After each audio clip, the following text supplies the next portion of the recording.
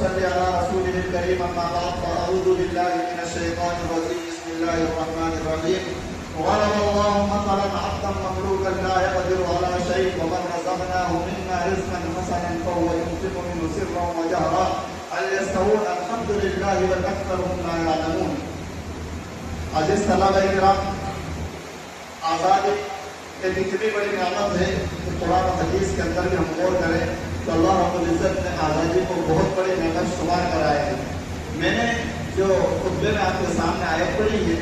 اس آیت کا اگر شان نزول دیکھیں اور اس آیت کے نص پر ہم جائیں اور اس آیت کے حقیقی معنی پر غور کریں تو اگرچہ یہ آیت توحید کو سمجھانے کے لیے پیش کی گئی ہے، اللہ رب العزت مثال دیتے ہوئے فرماتے ہیں کہ ایک بندہ وہ ہے جو کسی کی ملکیت میں ہے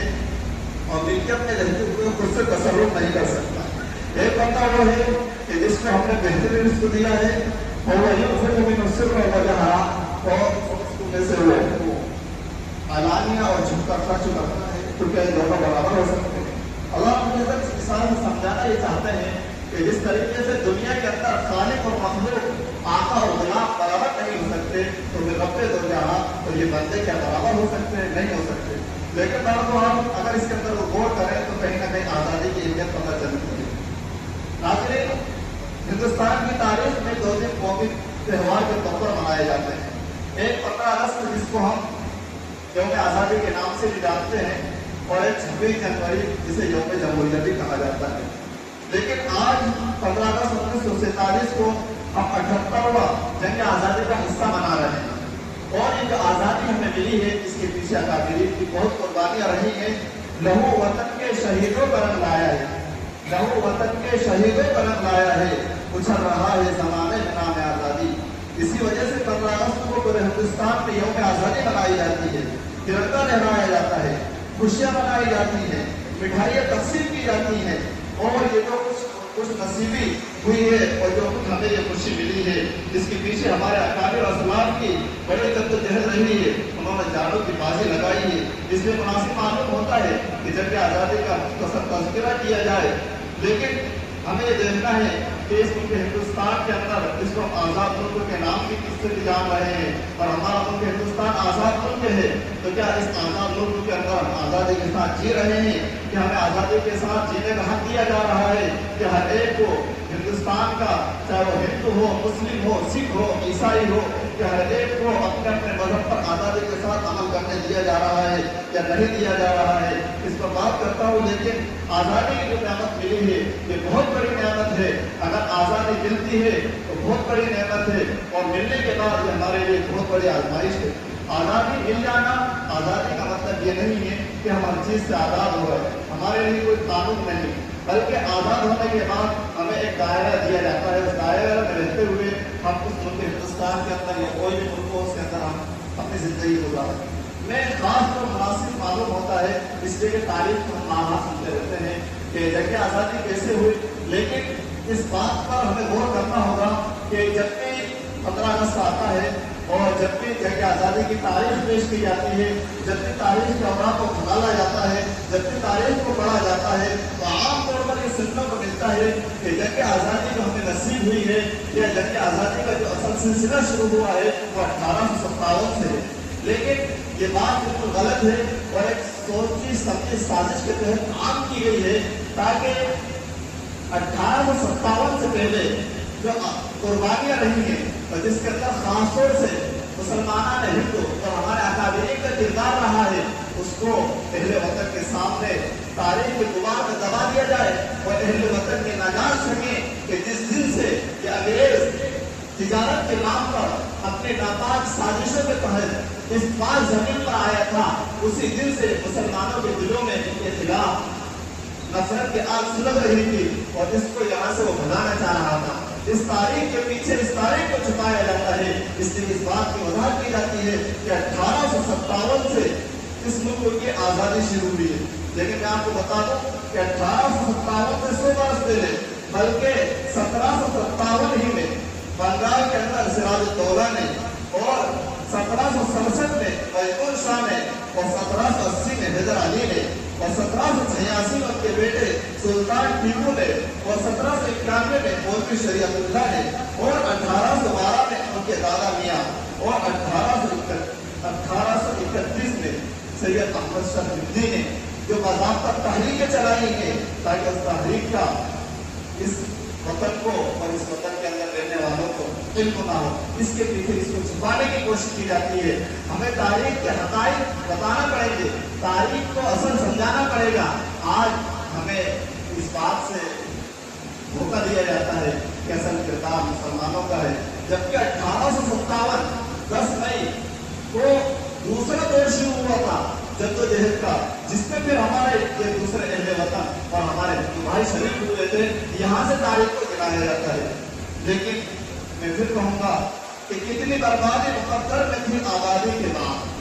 کتنی بربادی مقدر میں تھی آبادی کے بعد، کیا بتائیں ہم پہ کیا گزری آزادی کے بعد۔ حضرات ایک روشن حقیقت ہے کہ اس شجر آزادی کا پھل ہمارے حق میں بہت ہی تلخ ثابت ہوا ہے، اور اس کی تلخی آج تک ہم محسوس کر رہے ہیں، اور اس کی تلخی کو ہم آگے وقت تک محسوس کرتے رہیں گے۔ اس لیے کہ آج اگر یہ ظالم حکومت ہمیں اپنے مذہب کی آزادی کو چھیننا چاہتی ہے اور ہمیں اپنے مذہب کی آزادیوں سے اور اپنے مذہب پر آزادی کے ساتھ عمل کرنے نہیں دیتی ہے، اور آئے دن ہمارے عبادت گاہوں پہ، خانقاہوں پہ، مدارس پہ، مساجد پر حملے بولتی ہے، تو ہمیں اس کی کوئی فکر نہیں ہے، ہمیں کوئی افسوس بھی نہیں ہے، کوئی ملامت بھی نہیں ہے، اس لیے کہ ہم تو ان شیران اسلام اور سرت روشان خیر الانام کے فرزند ہیں کہ ہندوستان کی تاریخ جنہوں نے بدل ڈالی تھی اور جنہوں نے انگریزوں کے جھنڈے چڑھائے تھے، سرفروشی کی تمنا ہمارے دل میں ہے، سرفروشی کی تمنا اب ہمارے دل میں ہے، دیکھنا ہے زور کتنا بازو قاتل میں ہے۔ حضرات کی چرخے کی لفاف اس بات پر شاہد ہے کہ اگر آج بھی ہم اپنے حقوق لینے پر آ جائیں تو پھر دنیا کی کوئی طاقت ہمیں اس عزم کی تکمیل سے نہیں روک سکتی۔ شرط یہ ہے کہ پہلے ہم خود کو اس کے لیے تیار کریں اور شرک و شکایت سے اپنے آپ کو دور رکھیں اور اپنے اندر قوت اور طاقت اور سینوں میں وہ حوصلہ اور حوصلوں میں وہ جان پیدا کرے، وہ خود اعتمادی پیدا کرے کہ ہمارے ایک اشارے پر بڑی سے بڑی طاقتیں اور ہمارے سامنے قدم ڈال دیں اور سر قدم تسلیم کر دیں اور ہمارے مقدس خواہشات اور جذبات کی تکمیل کو اپنے رعائی سے دیکھ و سمجھے۔ اور یہ کوئی بڑی بات نہیں، اس لیے کہ جو عزم سفر دے گا تو کٹ جاتی ہے زنجیر۔ یہ تو مختصر تاریخ تھی۔ اب اصل جو تاریخ ہے 1857 سے کیا تحریکیں چلی ہیں وہ ماشاء اللہ واقع صاحب آپ کے سامنے وضاحت سے بتائیں گے۔ بس ایک بات کی وضاحت کر کے میں اپنی جگہ لیتا ہوں کہ ماشاء اللہ ابھی ہم نے دیکھا ہے کہ پرچم کشائی کی ہے، اور ہمارا جو یہ قومی ترنگا ہے یہ ہماری جان ہے، آن ہے، بان ہے، شان ہے، سب کچھ ہے، اور ہم اس کو دل سے زیادہ پیارا سمجھتے ہیں، سب کچھ سمجھتے ہیں، لیکن ذرا سا ہمیں اس بات کو سمجھنا ہوگا کہ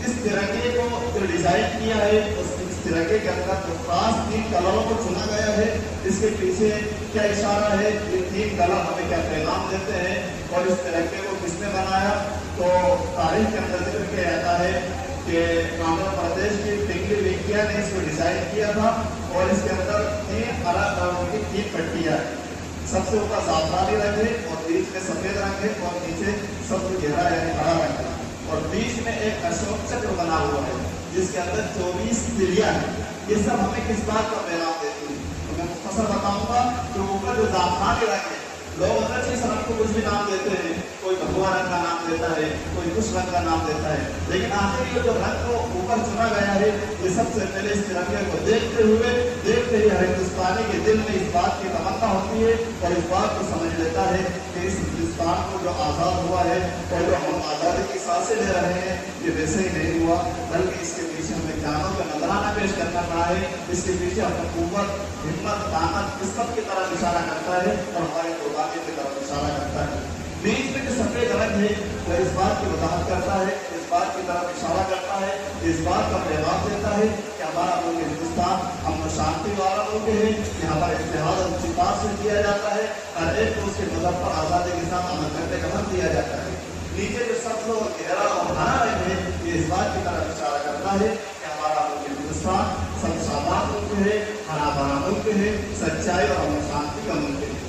بیچ میں جو اشوک چکر بنا ہوا ہے جس کے اندر 24 تلیاں لگائی گئی ہیں وہ اس بات کی طرف اشارہ کرتی ہیں کہ آزادی ملنے کے بعد ہاتھ پہ ہاتھ رکھ کر بیٹھ جانے کا نام زندگی نہیں ہے، اپنے عمل سے بے دست ہو جانا زندگی نام نہیں ہے، آزادی کوئی ایسی چیز نہیں ہے جو ہمیں دنیا میں ترقی دے دے گی یا ہماری زندگی میں ترقی دے دے گی، بلکہ 24 دنیا 24 گھنٹے کی طرف اشارہ کرتی ہیں کہ زندگی نام ہے چلتے رہنے کا، ترقی کرتے رہنے کا، آگے بڑھتے رہنے کا۔ اور جس طرح سے ہم اپنے ملک ہندوستان کے لیے جو آزادی کے لیے ہم نے قربانیاں دی ہیں اور ملک کو آگے بڑھانے کے لیے ہمیں 24 گھنٹے سرگردہ رہنا پڑے گا اور اس کے لیے تیاریاں کرتے رہنا پڑے گی، اور ہر ایک کو اپنی ذاتی ذمہ داری سمجھتے ہوئے ملک کو آگے بڑھانے کے لیے اپنے اپنے طور پر محنت کرنا ہوگی۔ اس بات کی طرف یہ اشوک چکر اشارہ کرتا ہے۔ بس ترقی کی شان میں ایک شعر کہوں گا کہ اسی وجہ سے یہ ہمارا جو ترنگا ہے یہ بہت پرشکو ہے اور پروقار ہے، اور ہر ملک ہندوستانی فخر کے ساتھ اس میں نپٹنے کو اپنے آپ کے لیے فخر کی بات سمجھتا ہے۔ اسی لیے کہا ہے کہ زمانے بھر میں ملتے ہیں عاشق کئی، زمانے بھر میں ملتے ہیں عاشق کئی، مگر وطن سے خوبصورت کوئی صنم نہیں ہوتا، نوٹوں میں لپٹ کر سونوں میں سمٹ کر مرے ہیں گئے، نوٹوں میں لپٹ کر سونوں میں سمٹ کر مرے ہیں گئی، مگر ترنگے سے خوبصورت کوئی کفن نہیں ہوتا۔ اسی کو حافظ گوری نے جاتے جاتے جب یہ کہا تھا اور جب ان کا انتقال ہوا تھا تو یہ شعر بہت تیزی سے درج کر رہا تھا کہ جب میں مر جاؤں تو میری الگ پہچان لکھ دینا، کہ جب میں مر جاؤں تو میری الگ پہچان لکھ دینا، لہو سے پیشانی پر میرا ہندوستان لکھ دینا۔ بس میری باتوں